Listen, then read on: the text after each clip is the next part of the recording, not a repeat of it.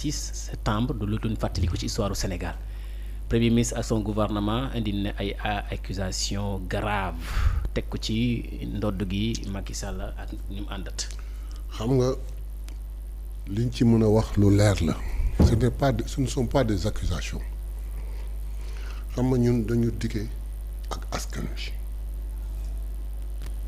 wax leen un programme yàgg di leen wax dëgg alors qu'on était à l'opposition li xew barki démb ce que vous appelez des accusations graves yoo xam ne dama koy dindi ce n'est pas des accusations mais c'est dire la vérité au peuple nit ñi dañ koy soogay dégg barki démb parce que ils ont mis un peu plus de concentration sur ce que disait Ousmane Sonko mais Ousmane Sonko l'a dit ci tribune Assemblée nationale toog na janoog ministre des Finances dans l'examen du budget wax ni ko li ngeen def c'est des falsifications arrêtez de falsifier les chiffres dites la vérité au peuple il l'a dit alors qu'il était député mais quand on est venu au pouvoir ñu toog def un état des lieux c'était nécessaire et c'est même recommandé par les institutions c'est quand on l'a fait que l'on est tombé sur des choses yoo xam ni on s'est rendu compte qu'on avait tout sauf un état lépp njublang la lépp ñàkk wax dëgg la ñu gis ñaari option benn option bi mooy bu ragal ñàkk wax dëgg askan bi continuer ci li amoon mën a bénéficier ay financement mais xam ni tôt ou tard daf ñu dab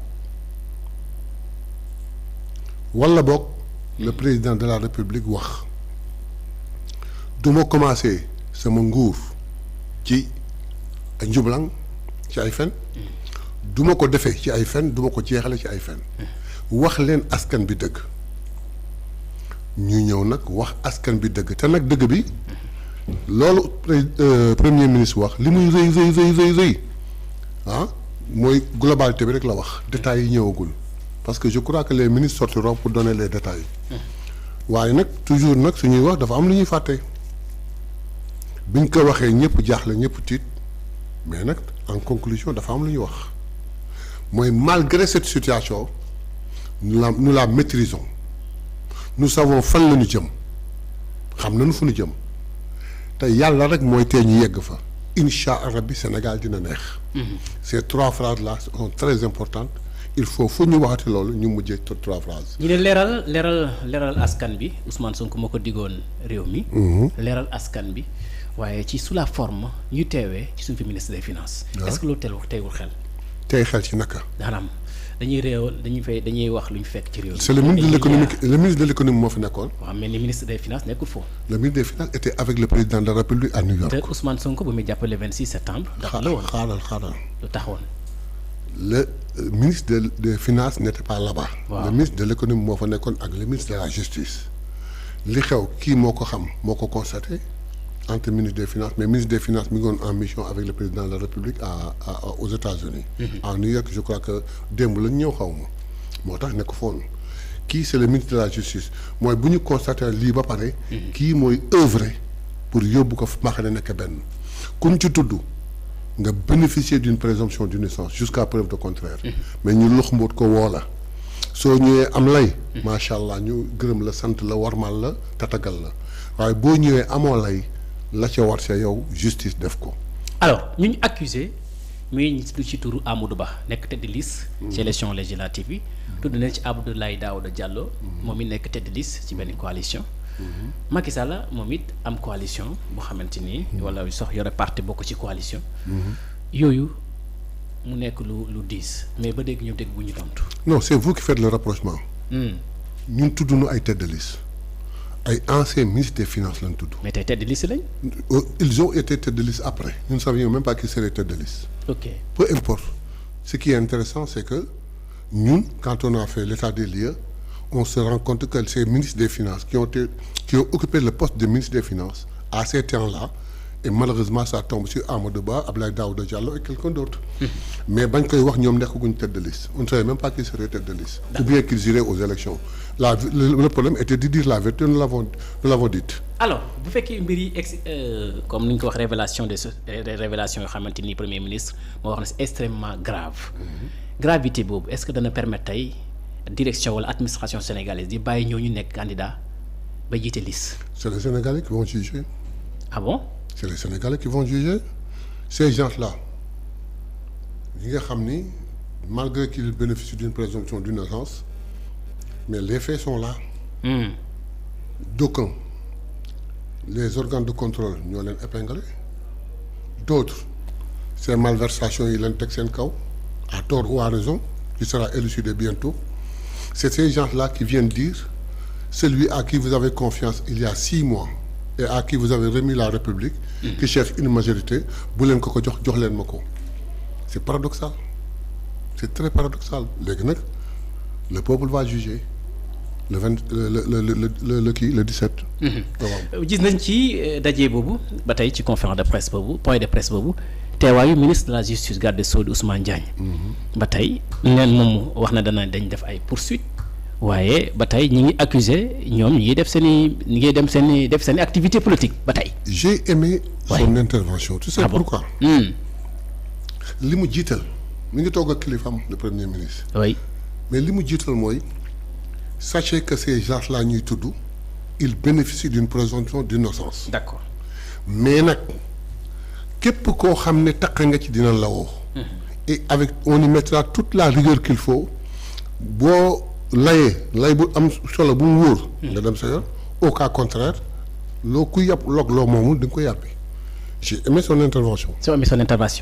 ñu ne à l'issue wala ay quelques jours ñu dem ci élection législative yi Ousmane Sonko woote damay def est-ce que loolu c'est pas du politique la xut ci est-ce que dëgg-dëgg da ngeen bëgg leeral Sénégal yi rek wala da ngeen bëgg politiser mbir yi.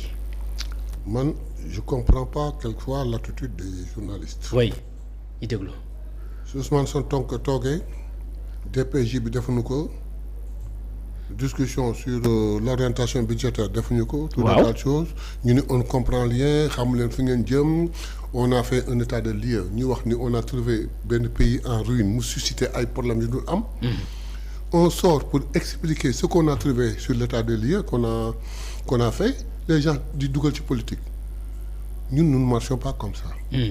La politique a son calendrier le gouvernement a son calendrier si on devait éviter quelque chose.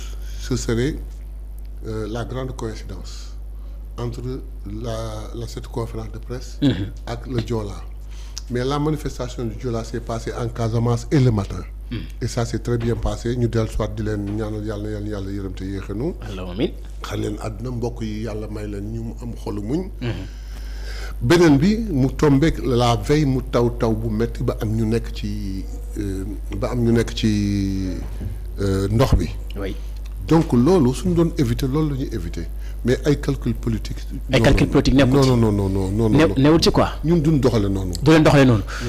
dañuy ba tey mbokk yi ñi ngi ki nga xamante rek mooy Mayaba Mbaye nekk coordinateur national bu mouvement Maggi Pastef dañ ñëw ndaxte ñoom Maggi Pastef génn nañ fi GPS génn nañ fi lu ne waxoon nañ ko Mayaba Mbaye dafa mel ni da ngeen waxoon ni yéen da ngeen bëgg demal seen bopp boo la sañoon parti Pastef. demal boppam loolu nga waxoon seen conférence de presse bi. mais xëy na yeggoo ci sax ne Ousmane Sonko jiite liste bi mais lan moo tax ngeen def lu mel noonu Pastef demal boppam. non àggoon naa sax ni dañuy demal suñu bopp te Ousmane Sonko moo war nekk tête de liste dafa am ñaari raison la première est que les militants ont toujours souhaité et ont toujours demandé peut-être ils éprouvaient le besoin que dans une coalition c'est nous qui portions le plus grand fardeau et c'est nous qui légions des primes au point où les militants voulaient que ñun ñu xool lu ñu tollool à tort ou à raison ñoom si seen natt mooy ñi ñuy coaliser ils ne nous apportaient pas grand chose. seen xalaat la nag je ne suis même pas sûr que c'est vrai mais seen xalaat la.